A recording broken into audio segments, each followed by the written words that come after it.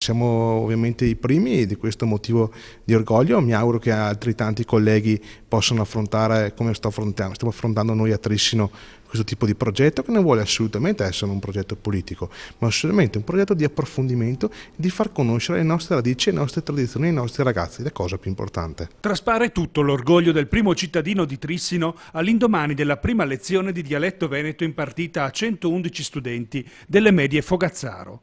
È la prima volta che la lingua veneta entra ufficialmente a far parte dell'offerta formativa rivolta agli studenti. Non sono mancate anche le perplessità di chi ritiene inopportuna l'iniziativa. Si rischia di veder diminuire il tempo destinato a materie fondamentali?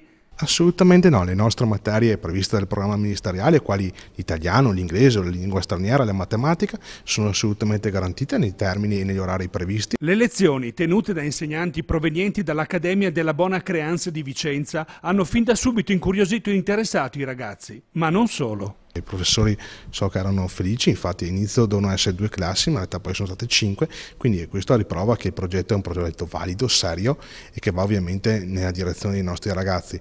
E il tema più importante è stato quello di capire i vocaboli veneti, da dove arrivano, le loro discendenze, quindi credo anche a livello storico un momento importante per i nostri ragazzi.